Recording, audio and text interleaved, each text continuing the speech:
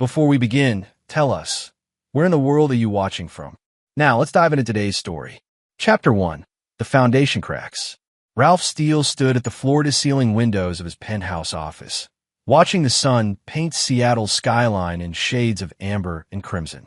At 42, he carried himself with the quiet confidence of a man who'd seen the worst humanity could offer and emerged stronger. The scar running from his left temple to his jaw, a souvenir from Kandahar, caught the dying light as he turned toward his desk. Steele Security Solutions had grown from a one-man operation to a multi-million-dollar enterprise in 8 years. What started as basic bodyguard services for tech executives had evolved into comprehensive security consulting for Fortune 500 companies. Ralph's Delta Force background opened doors that remained closed to civilian competitors, and his reputation for results kept them open. The leather chair creaked as he settled behind his mahogany desk, reviewing contracts for the week. 3 new clients, 2 contract renewals, and a government consultation that would net them close to $2 million. Life was good, or so he thought. Working late again, Sharon Steele's voice carried a familiar edge of disapproval as she entered his office. At 35, she remained the stunning brunette he'd married 5 years ago, though something in her green eyes had grown distant lately. "Just finishing up," Ralph replied, not looking up from his papers. "Christie's recital is tomorrow, right? You forgot." It wasn't a question. Sharon moved to the bar cart, pouring herself a generous glass of wine. "She's your stepdaughter, Ralph. She's been practicing for months." Ralph finally looked up, noting how Sharon avoided his gaze. "I didn't forget. I'm rearranging meetings to be there." He studied his wife's reflection in the window behind her. "Everything all right? You seem tense." "I'm fine." The words came too quickly. "Just tired. This house, the social obligations, playing the perfect corporate wife, it's exhausting." There was something else, though. Ralph's instincts, honed by years of reading enemy movements and hidden threats, told him Sharon was lying.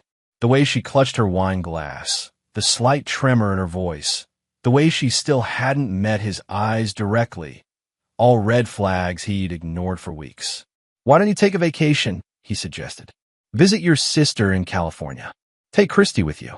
Sharon's laugh held no warmth. "And leave you here with your work? That's all you care about anyway." Before Ralph could respond, his phone buzzed. A text from his brother Roderick. "Family dinner Sunday? Bring Sharon. Have something important to discuss." "Rod wants us over Sunday," Ralph said, showing Sharon the message. Something flickered across Sharon's face. Panic? Guilt? It was gone so quickly Ralph almost missed it. "I might not be able to make it," she said, finishing her wine in one gulp. "I promised Christy we'd go shopping." Ralph's suspicions crystallized. In 5 years of marriage, Sharon had never missed a family dinner. She adored Roderick, often saying he was the brother she'd never had. The Steele brothers had always been close, Roderick managing the financial side of the business while Ralph handled operations. Their partnership had been seamless, built on absolute trust. "She can come with us," Ralph said carefully, watching Sharon's reaction. "No." The response was sharp, desperate. Sharon caught herself, forcing a smile. "I mean, she's at that age where family dinners are torture. You go. I'll make it up to Rod later." That night, Ralph lay awake listening to Sharon's breathing beside him. She'd taken a sleeping pill, something she'd started doing recently, but her rest seemed fitful. In the darkness, he made a decision that would change everything.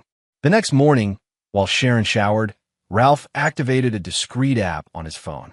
One of Steele Security Services was electronic surveillance, and Ralph had access to equipment that would make the NSA jealous. Within minutes, he'd planted virtually undetectable tracking software on Sharon's phone and installed a GPS tracker in her car. Trust, once broken, was like a glass window. Even if repaired, the cracks would always show. Chapter 2. Revelations in Blood. 3 days of surveillance shattered Ralph Steele's world like a sledgehammer through stained glass. Sharon wasn't shopping with Christy or visiting friends. She was spending her afternoons at the Fairmont Olympic Hotel, room 1247, with a man Ralph recognized from security footage. The same man who'd been calling her sweetheart and baby in text messages that Ralph's software had intercepted. Vince Love. The name alone made Ralph's jaw clench. Love was a small-time construction contractor who'd bid unsuccessfully on several steel security projects over the past year. Smooth-talking, handsome in a way that probably appealed to bored housewives, and according to Ralph's background check, a man with debts exceeding his assets by considerable margin. But it was the Thursday afternoon revelation that transformed Ralph's cold anger into something far more dangerous. "You sure he suspects nothing?" Vince's voice crackled through the audio feed Ralph had established in Sharon's car. "He's too obsessed with work to notice anything," Sharon replied. "Besides, Roderick says Ralph trusts him completely. The plan will work." Ralph's blood turned to ice. Roderick, his brother, his partner, his best friend since childhood. "When do we move?" Vince asked. "Soon. Roderick's setting everything up. Once Ralph's out of the picture, we'll have control of the company, and you and I can disappear with more money than we ever dreamed of." "And the kid?" Ralph's hand tightened on his phone so hard the screen cracked. "Christy's not Ralph's biological daughter. She'll be taken care of, but she can't stay with us. Too complicated." The casual cruelty in his wife's voice, discussing his stepdaughter like an inconvenient piece of furniture, revealed a woman Ralph had never really known. The loving mother, the devoted wife, the woman who'd sworn to love him until death. All of it had been an elaborate lie. That evening, Ralph sat in his study, a glass of bourbon untouched on the desk beside him. The audio files played through his headphones while he stared at photographs on his desk. Their wedding day, family vacations, Christie's soccer games where he'd been the proudest stepfather in the stands. The study door opened, and Roderick entered without knocking, a privilege Ralph had always granted his younger brother. "Working late again?" Roderick asked, settling into the leather chair across from Ralph's desk. At 38, Roderick had the softer build of a man who fought battles with spreadsheets rather than bullets, but his green eyes, inherited from their mother, had always been warm with genuine affection. Or so Ralph had believed. "Just reviewing some contracts," Ralph replied, studying his brother's face for signs of treachery. "How are things on your end?" "Good. Really good, actually." Roderick leaned forward, excitement animating his features. "I've been working on something that could change everything for us. A major opportunity." "What kind of opportunity?" Roderick hesitated, and Ralph saw calculation behind his eyes. "It's complicated. Still working out the details. But Ralph, we're talking about the kind of money that could set us up for life." "We're already set up for life. This is different. This is legacy money, the kind that lasts generations." Ralph nodded slowly, bile rising in his throat. "Sounds interesting. When do I get the details?" "Soon. Very soon." Roderick stood, moving toward the door. "Oh, and Ralph, you might want to update your life insurance. I know you've been putting it off, but with the company growing, why would I need to update my life insurance?" Roderick's smile faltered for just a moment. "Just prudent business planning. You know how it is." After Roderick left, Ralph sat in silence for a long time. Then he opened his laptop and began making plans of his own. If they wanted to play games with his life, he'd show them what a Delta Force operator could do when all the rules were off the table. The first step was simple. Let them think they were winning. Chapter 3. The Trap Springs. Sunday morning arrived gray and drizzling, typical for Seattle in October. Ralph dressed carefully, jeans, a casual shirt, nothing that suggested he knew this would be the last normal day of his life. Sharon had already left for her fabricated shopping trip with Christy, though Ralph knew from his tracking that she was actually at Vince Love's apartment. Roderick's house sat on a bluff overlooking Puget Sound, a sprawling modern structure that Ralph's money had helped finance. As he pulled into the circular driveway, Ralph noticed an unfamiliar van parked behind the garage, a detail that sent alarms through his combat-trained mind. "Ralph!" Perfect timing. Roderick emerged from the house, his smile too bright, too eager. "Come on in. I've got coffee brewing." The house felt different somehow, charged with nervous energy. Ralph's peripheral vision caught movement upstairs, shadows that shouldn't have been there since Roderick lived alone. "Where's Sharon?" Roderick asked as they entered the kitchen. "Shopping with Christy." Ralph accepted the coffee mug, noting how his brother's hands trembled slightly. She sends her apologies. No problem. Actually, this works out better. Well, I want to discuss. Well, it's business. Ralph nodded, sipping his coffee. The bitter taste had an odd chemical undertone that made his veteran instinct scream. Drugged. He'd been expecting it, had taken stimulants beforehand to counteract whatever they'd use. So what's this opportunity? Ralph asked, pretending not to notice the slight sluggishness creeping into his movements. It's complicated. Roderick's voice seemed to come from a distance. Involves some restructuring of the company ownership. Ralph let his eyelids flutter, allowed his head to nod forward. Restructuring? Don't fight it, Ralph. Just let it happen. Through slitted eyes, Ralph saw Roderick signal toward the stairs. Two men descended, professionals by their movement, probably ex-military like himself. Behind them came Vince Love, grinning like a shark scenting blood. He's out, Vince asked. Give it another minute, Roderick replied. The dose needs to fully take effect. Ralph let his body go completely limp, his breathing deep and regular. The art of playing dead was something every Delta operator learned. Sometimes it was the difference between life and capture. All right, let's move him, one of the men said. They hauled Ralph to his feet, half carrying him toward the garage. Through barely open eyes, he saw them loading him into the back of a sedan. Not the van he'd spotted, which meant they had this planned in detail. The drive took 20 minutes. Ralph counted turns, memorized the route despite the drugs clouding his system. They were heading toward the industrial district, toward the scrapyard owned by one of Roderick's college friends. You sure this will look like an accident? Vince asked from the front seat. Car theft gone wrong, Roderick replied. Ralph surprised the thieves, got knocked unconscious, and they panicked. Dumped the car in the crusher to destroy evidence. Tragic, but these things happen. And afterward, we wait a respectable amount of time. I inherit his share of the company as his only living relative. Sharon gets the life insurance. We split everything 3 ways and disappear. The sedan stopped. Ralph heard metal gates creaking open, the sound of heavy machinery in the distance. They'd arrived at the junkyard. They transferred him to another car, his own BMW. Ralph realized from the familiar leather scent. His hands were zip-tied to the steering wheel, the bonds tight enough to leave marks that would support their theft story. Double-check the restraints, Roderick's voice, muffled now by the car's windows. Ralph remained perfectly still as hands probed the zip ties. His Delta Force training had included escape and evasion techniques that these amateurs couldn't imagine. The ties were tight, but Ralph had dislocated his own thumb in Afghanistan to slip Soviet handcuffs. Plastic restraints were child's play. He's secure, one of the men reported. The car lurched as the crusher's magnetic arm lifted it.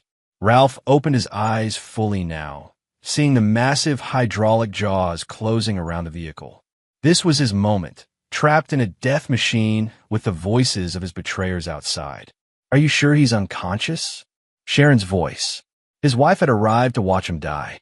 He's gone, Roderick laughed. Now we'll take his company, collect the insurance, and her daughter is next. Ralph smiled in the darkness. They'd just confessed to murder and kidnapping within range of the recording device he'd sewn into his jacket lining. But confession was the least of their worries. As the crusher's roof began to buckle inward, Ralph dislocated his thumb with practiced efficiency and slipped the zip ties.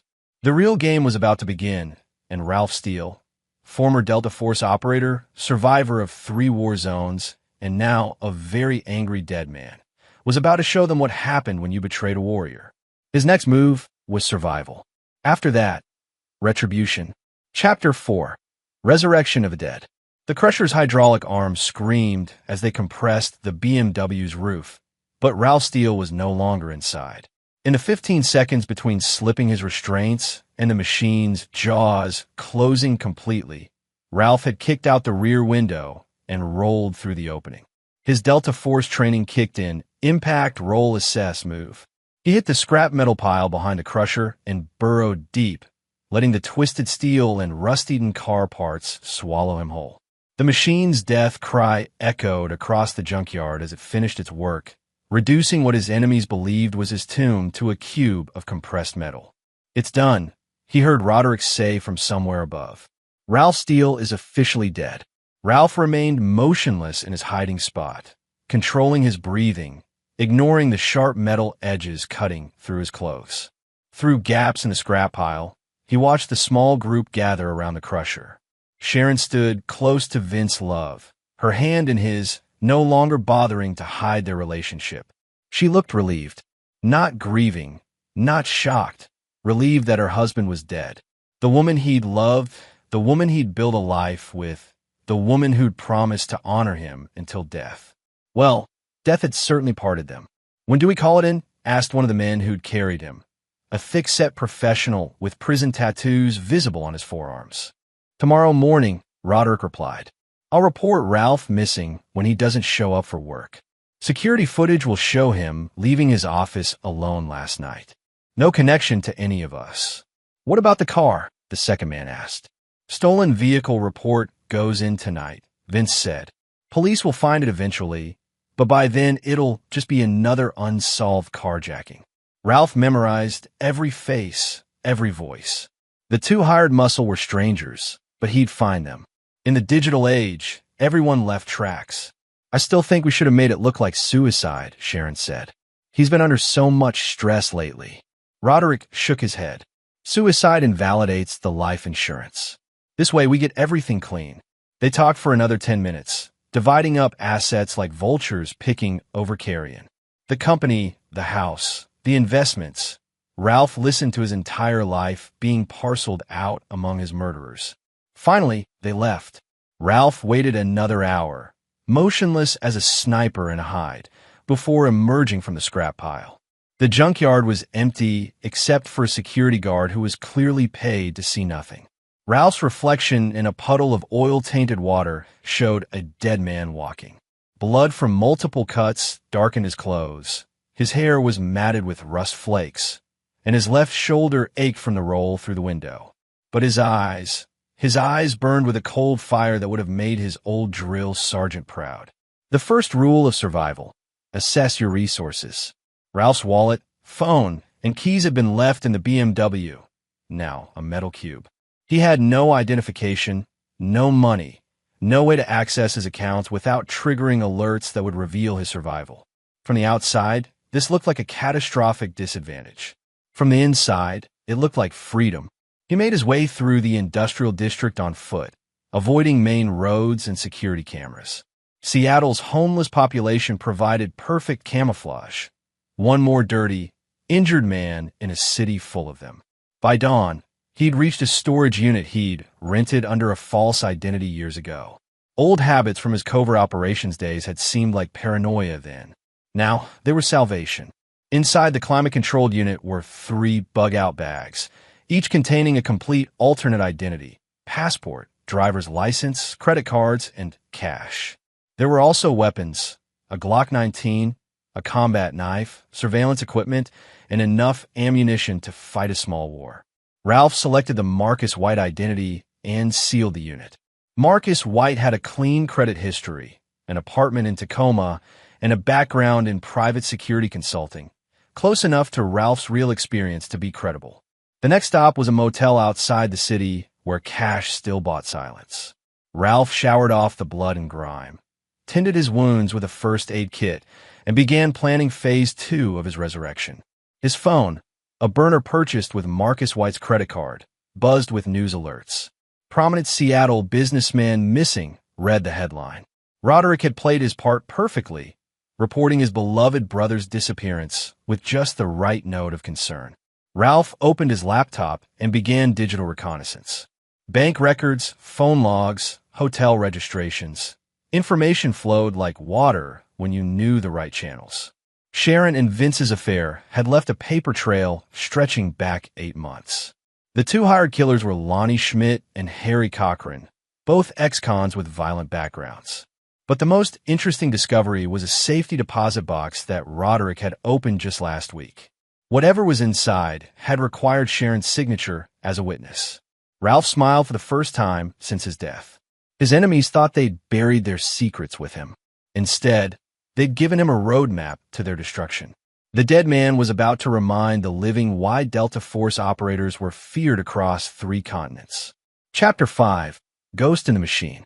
3 weeks after his death, Ralph Steele had become Seattle's most effective ghost. Operating from a safe house in Tacoma under the Marcus White identity, he'd spent every waking hour studying his enemies like a sniper studies targets. The digital age made surveillance almost too easy. Credit card transactions, cell phone locations, social media posts. His betrayers were living their lives in full view, never suspecting their victim was watching. The evidence Ralph had compiled would have impressed his old intelligence officers. Sharon and Vince's affair traced back to a construction project where Steele Security had outbid Love's company. Rather than accept defeat, Vince had seduced the winner's wife. But what started as revenge sex had evolved into something more dangerous: greed. Roderick's financial records revealed the first crack in the plan. The safety deposit box contained forged documents transferring Ralph's shares in Steele Security to his brother, backdated to appear as though they'd been signed months ago. Legal challenges would take years, and by then the money would be long gone. But Ralph wasn't planning a legal challenge. His phone buzzed with an encrypted message from an old contact. Package delivered. J. Jorge Fulton had served with Ralph in Afghanistan before opening his own discreet services company. No questions asked, no names recorded, no jobs too dark for his particular skill set. The package contained everything Ralph needed to know about Lonnie Schmidt and Harry Cochran. Schmidt lived in a trailer park in Everett, spending his days drinking and his nights dealing meth to supplement his disability payments. Harry Cochran had aspirations: a girlfriend, a legitimate job at a warehouse, dreams of leaving his criminal past behind. Dreams were just another weakness to exploit. Ralph's first move was subtle.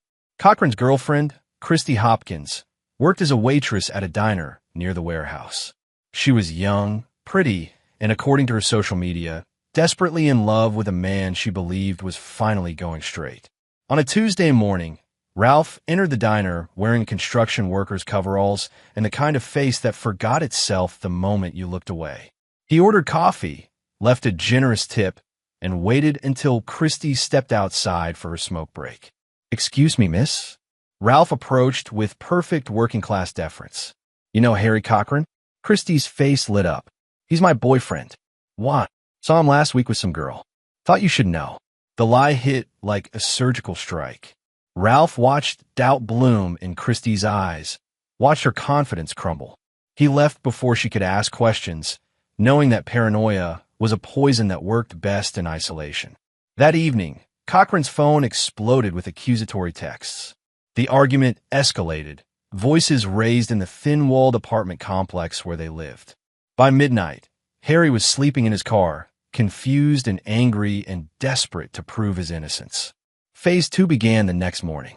Ralph called Cochran from a spoof number, voice disguised by electronic distortion. "Harry, this is Schmidt. We got a problem." "What kind of problem?" "The Seattle job. Cops are asking questions.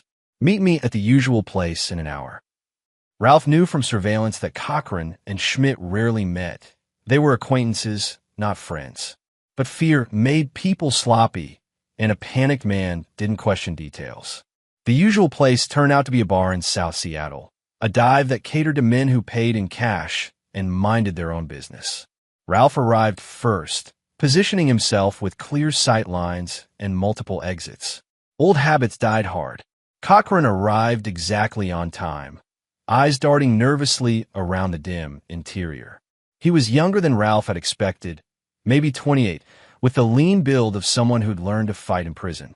But Ralph had learned to fight in places where the enemy used mortars and IEDs. "Schmidt's not coming," Ralph said, sliding into the booth across from Cochran. The younger man's hand moved toward his jacket, reaching for a weapon, but stopped when he saw Ralph's eyes. Combat veterans recognized each other instinctively, and Ralph's gaze promised swift, professional violence. "Who are you?" Cochran asked, a dead man with questions. Ralph leaned forward. 3 weeks ago, you helped kill Ralph Steele. I want to know who paid you." Cochran's face went white. "Steele's dead. Saw it myself." "Look again." For a long moment, they stared at each other across the scarred table. Finally, Cochran's shoulders sagged in defeat. It was supposed to be simple, he said. Quick job, good money, no complications. Who hired you? Guy named Roderick. Said his brother was skimming from their company. Needed to be handled quietly. Ralph nodded. Roderick's story would have made sense to hired muscle. Family business, internal justice, nothing personal. Where's Schmidt? Probably drunk somewhere. Look, Mr. Steele, if you're really alive, then you know we were just hired help. This ain't our beef. Ralph studied the man across from him. Cochran had made bad choices, but he wasn't evil, just desperate and stupid. In another life, Ralph might have felt sympathy, but in this life, sympathy was a luxury he couldn't afford. I'm going to give you a choice, Harry, Ralph said quietly. Option 1, you disappear. Tonight. Leave Seattle, leave Washington, start over somewhere far away. Never come back. What's option 2? Ralph's smile was colder than the grave he'd crawled out of. There is no option 2. Cochran left the bar with shaking hands and 30 minutes to pack his life into a duffel bag. By dawn, he was on a Greyhound bus heading east, taking Ralph's mercy with him. Lonnie Schmidt wouldn't be so lucky. Chapter 6. The Purge begins. Schmidt's trailer sat at the end of a gravel road like a festering sore on the landscape. Rusted cars and broken appliances littered the yard, while chemical smells from his meth lab drifted through cracked windows. This was where men went to die slowly, one needle at a time. Ralph had been watching for 3 days, learning Schmidt's routines. The man was a creature of habit. Wake up around noon, drink until evening, cook meth until dawn. No visitors except tweakers looking to score, no phone calls except to his dealer. Schmidt had isolated himself so thoroughly that his screams wouldn't reach the nearest neighbor. Perfect. Ralph entered through the back door at 3 a.m., lockpicks making quick work of the cheap hardware. The interior reeked of chemicals, sweat, and decay. Schmidt lay passed out on a stained couch, an empty bottle of whiskey cradled against his chest like a lover. The first splash of ice water brought him around with a gasp. What the? Schmidt's words died when he saw Ralph sitting in the opposite chair, face partially hidden by shadows. Hello, Lonnie. Schmidt's hand moved toward the gun tucked under his cushions, but Ralph's Glock was already aimed at his forehead. I wouldn't, Ralph said conversationally. Your reaction time is probably shot from all the chemicals you've been cooking. Who are you? What do you want? I'm Ralph Steele. 3 weeks ago, you helped murder me. Schmidt's bloodshot eyes widened. That's impossible. You're dead. I saw. You saw a car get crushed. Big difference. Ralph leaned forward.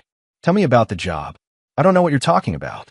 Ralph fired once, the bullet passing so close to Schmidt's ear that it singed the hair. The sound was deafening in the small space.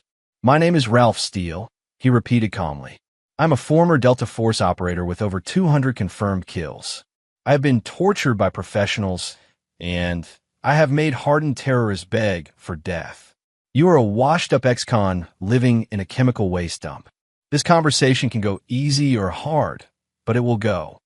Schmidt's bladder released, the acrid smell mixing with the trailer's existing stench.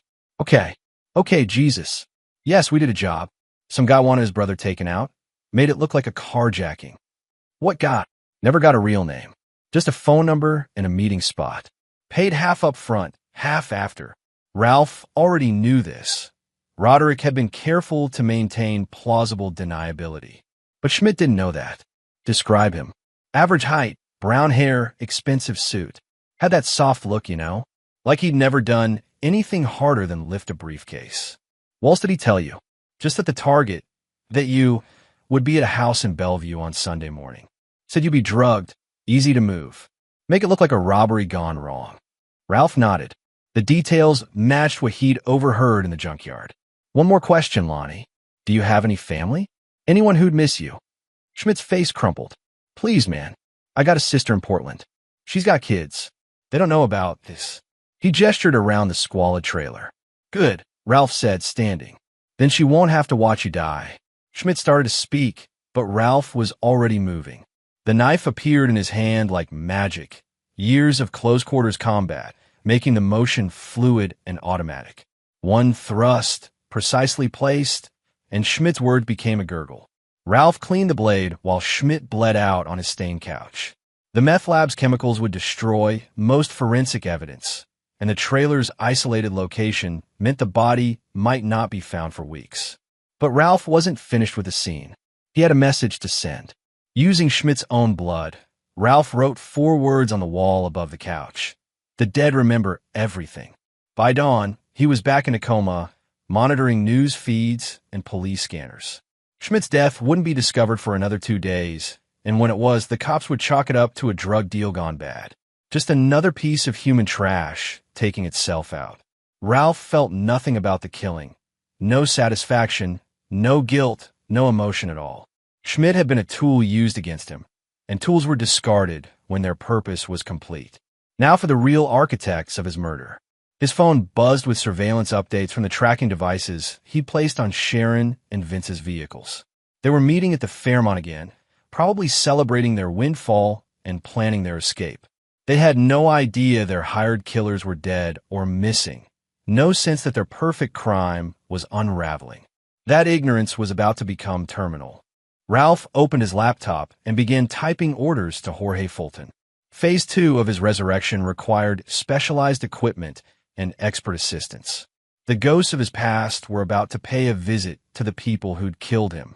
And unlike Hollywood, when these ghosts came calling, there would be no redemption, no last-minute mercy, and no happy endings for anyone but Ralph Steele. Chapter 7. The Haunting Begins. Sharon Steele stood at the window of room 1247, watching Seattle's morning traffic crawl through the rain. The Fairmont Olympic had become their sanctuary, a place where she could be herself instead of playing the grieving widow. The role was exhausting. All those concerned friends, the lawyers handling Ralph's estate, the insurance investigators asking endless questions. "You're thinking too loud," Vince Love said from the bed, his voice still rough with sleep. "The insurance money should clear next week," Sharon replied, not turning around. $2 million. Plus Ralph's share of the company, the house, the investments. We'll have enough to disappear completely. And Christy, Sharon's reflection in the window, showed no emotion. She'll go to her grandmother in San Diego. It's better this way. Starting fresh means leaving everything behind. Vince joined her at the window, hands sliding around her waist. No regrets. None. The lie came easily. Sharon had been lying to herself for months about the affair, about the plan, about the kind of person she'd become. One more lie hardly mattered. The hotel room's phone rang, an old-fashioned sound that seemed out of place in their modern conspiracy. Sharon frowned. No one knew they were here. "Let it ring," Vince suggested. But the ringing continued, insistent and somehow ominous. Finally, Sharon answered. "Hello." Silence. Then, very faintly, a voice she recognized. "Sharon? Sharon, can you hear me?" The phone slipped from her suddenly nerveless fingers. The voice belonged to her dead husband. "What is it?" Vince asked, but Sharon couldn't speak. The phone lay on the carpet, Ralph's voice still emerging from the speaker. "I know you're there, sweetheart. I know you can hear me. Did you really think death would keep me away?" Vince snatched up the phone. "Who is this? Some kind of sick joke." "Hello, Vince. This is Ralph Steele. I believe you know my wife." Vince's face went white. "That's impossible. You're dead." "Am I? Then how am I talking to you?"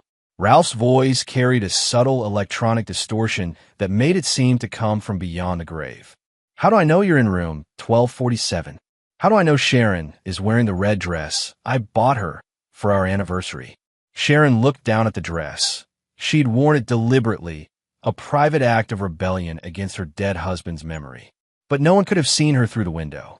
They were 15 floors up. "This is some kind of trick," Vince said, but his voice shook. "Is it? Check your email, Vince. Both of you." With trembling hands, Sharon opened her phone. A new message waited in her inbox, sent from Ralph's personal account, an account that should have been closed when he died. The subject line read, "From beyond the grave." Inside was a single photograph, Sharon and Vince in bed together, taken from an impossible angle. But that wasn't the worst part. The worst part was the timestamp, taken just 10 minutes ago. "He's watching us," Sharon whispered. "He's here." The hotel room suddenly felt arctic cold. Sharon spun around. expecting to see Ralph's ghost standing behind them, but the room was empty. Yet the feeling of being watched intensified, as if invisible eyes were tracking their every movement. "This is psychological warfare," Vince said, trying to sound rational. "Someone's playing games with us." The phone rang again. This time Vince answered immediately. "What do you want?" "Justice," Ralph replied. "You kill me, Vince. You and my wife and my brother. Did you think there wouldn't be consequences? You're dead. We saw your car get crushed. Bodies can be destroyed, but vengeance is eternal. I'm coming for all of you. Every single person who betrayed me will pay." The line went dead. Sharon and Vince stared at each other across the suddenly hostile hotel room. "We need to leave," Sharon said. "Now, get out of Seattle, change our names, disappear. The money hasn't cleared yet." "Forget the money." Sharon was pulling on clothes, her movements frantic. "If Ralph's alive, if he's really alive, then we're all dead. You don't know him like I do. He doesn't forgive. He doesn't forget. And he sure as hell doesn't quit." They were packed and out of the hotel within 20 minutes, abandoning their sanctuary for the uncertain safety of Vince's apartment. But even there, surrounded by familiar walls, the feeling of being watched persisted. Vince's phone buzzed with a text message. "Running won't help." "R." Then Sharon's phone. "I know where you live. I know where you work. I know where Christy goes to school." The mention of her daughter sent Sharon into full panic. She called Christy's school, demanding the girl be picked up immediately. Then she called her mother in San Diego. "Mom, I need you to take Christy for a while. It's an emergency." "What kind of emergency?" Sharon couldn't explain without revealing her crimes. "Just please, I'll send her on the next flight." That evening, they drove Christy to the airport in silence.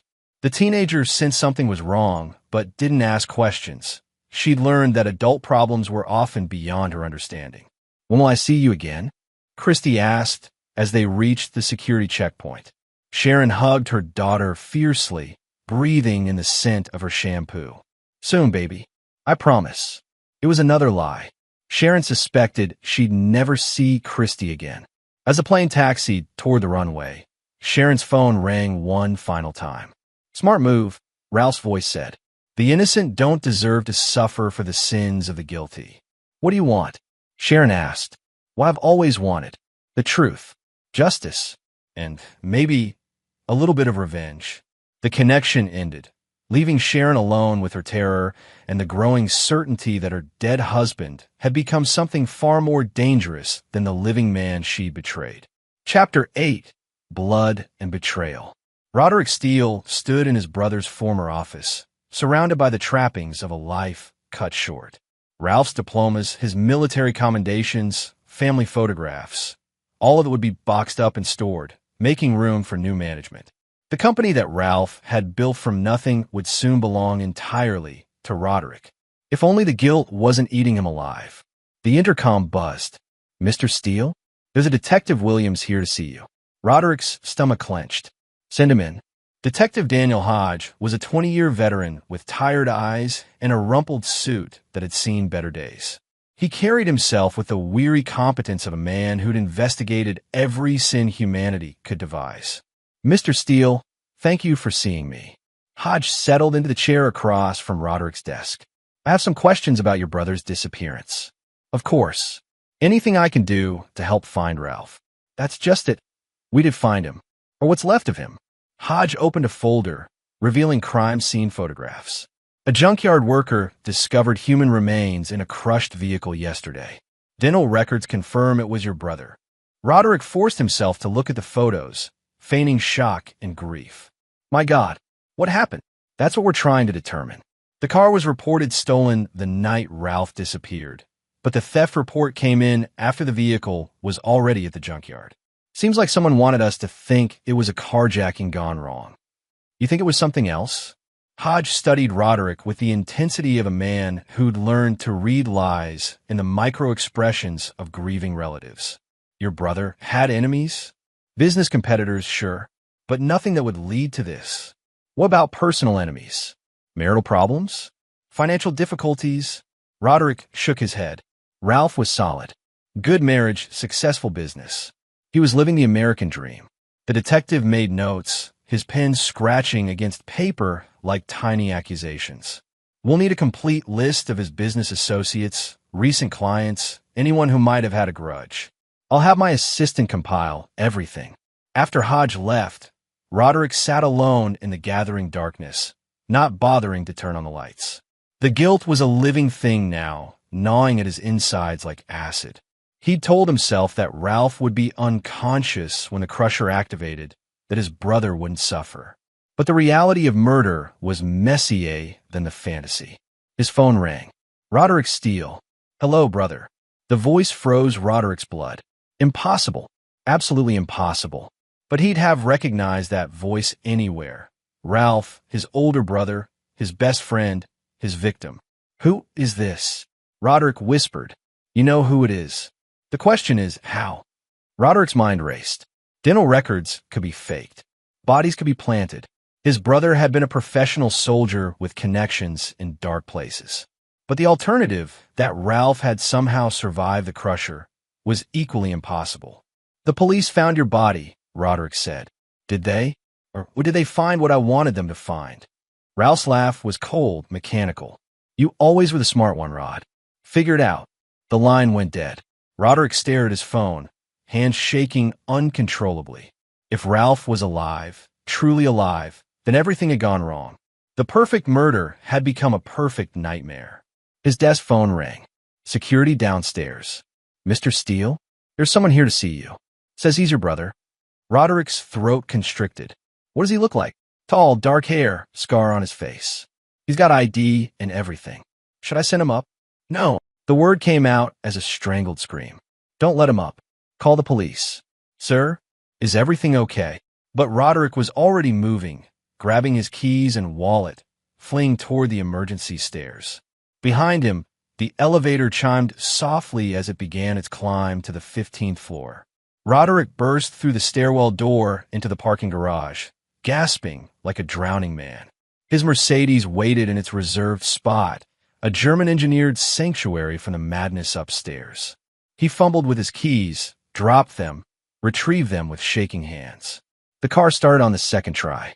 Roderick reversed out of his space, tires squealing against concrete, and headed for the exit ramp. In his rearview mirror, he caught a glimpse of movement, a figure stepping out of the shadows behind the elevator bank. Ralph. It was really Ralph.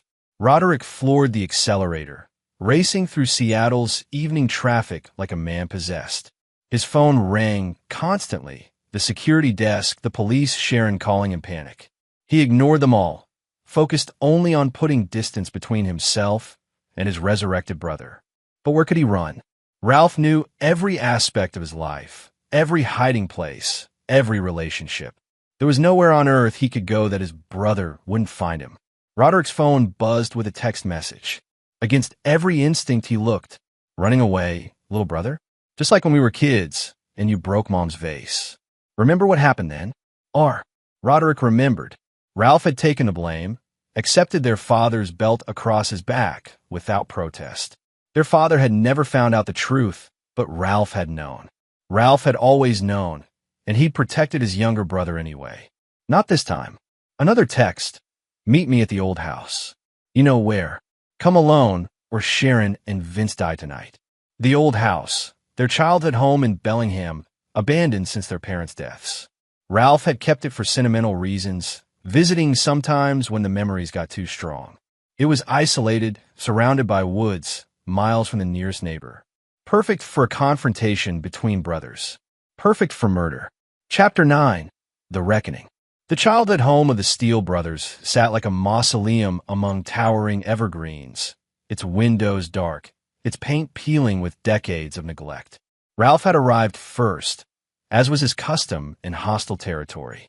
He'd swept the perimeter, checked for ambushes, and positioned himself with clear sight lines and multiple escape routes. Old habits died hard.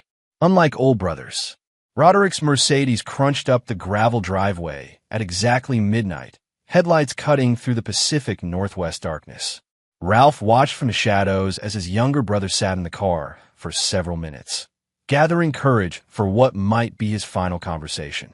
When Roderick finally stepped out, He looked like a man walking to his own execution, which, Ralph reflected, was essentially accurate.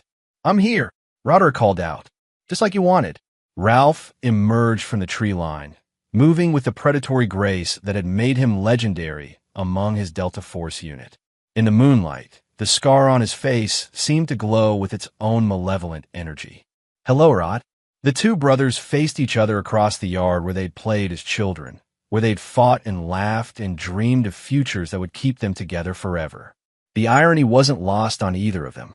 "Ow," Roderick asked. "The crusher, the car, we saw you die. You saw what I wanted you to see." Ralph stepped closer, hands relaxed at his sides. "Did you really think I'd walk into a trap without preparation? I've been planning my own death for years. Exit strategies, escape routes, contingency plans. You gave me the perfect opportunity to use them. But the body, a homeless man, roughly my size, dead from an overdose, dental records altered with a little help from an old friend in military intelligence." Ralph's smile was winter cold. "Amazing what you can accomplish when people think you're dead." Roderick backed toward his car. "This is insane. You're my brother. Was your brother. The man you betrayed died in that junkyard. I'm something else now. It wasn't supposed to happen like this. Sharon, she seduced me. Said you were abusive, that she was afraid of you. I thought I was helping her escape." Ralph's laugh echoed off the abandoned house. "Even now you're lying. To me, to yourself. You wanted what I had, the money, the success, the respect. Sharon was just the excuse. That's not true, isn't it?" Ralph pulled out his phone, pressed play on audio file. Roderick's own voice emerged from the speaker. Ralph's always been the golden boy. Perfect soldier, perfect businessman, perfect husband. Just once, I want to be the one on top. The recording was from a conversation with Sharon 6 months ago, captured by surveillance equipment Ralph had placed throughout their lives once he'd suspected the affair. "You've been watching us," Roderick whispered. "For months. I know about the forged documents, the insurance fraud, the plan to kill Christy once the money cleared. Did you really think you could outsmart someone trained in psychological warfare?" Roderick's legs gave out, and he collapsed onto the gravel. "Christy? We never planned to hurt Christy. Sharon did. I have recordings." Ralph crouched down, bringing his face level with his brother's. "She called her an unnecessary complication. Your beloved Sharon was going to have that little girl killed to protect your secret. No, she wouldn't. She would. She will. Unless I stop her." Ralph stood, drawing the Glock from beneath his jacket. The weapon looked enormous in the moonlight, a black hole that seemed to absorb all hope. "Where are they?" Ralph asked. "Who?" "Sharon and Vince. Where are they hiding?" Roderick's training as an accountant hadn't prepared him for interrogation.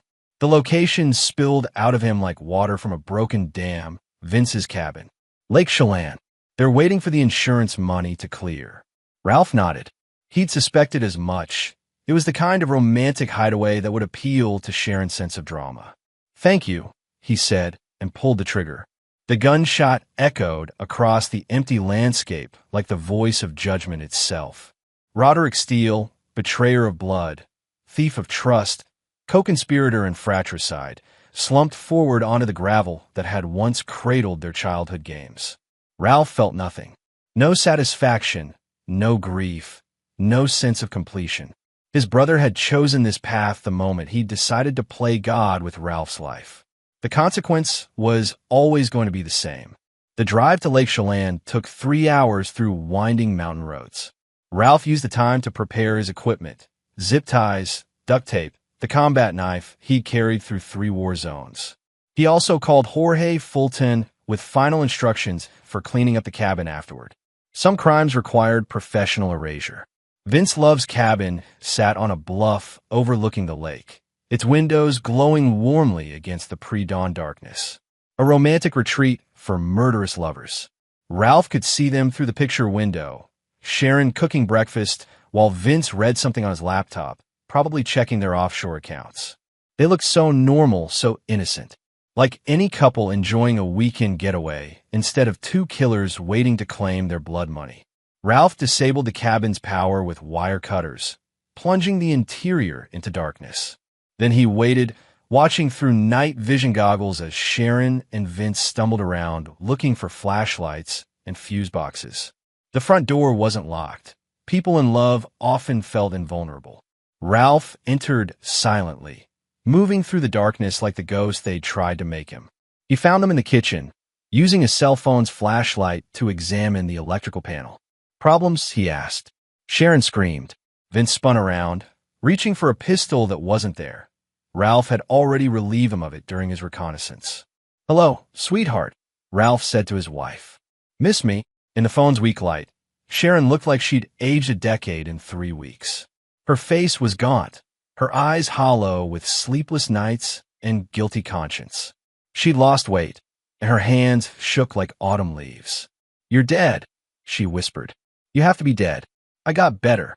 Vince tried to rush him, but Ralph was ready. A single precise blow to the solar plexus dropped the contractor to his knees, gasping for air that wouldn't come. "Sit," Ralph commanded, and both of them obeyed.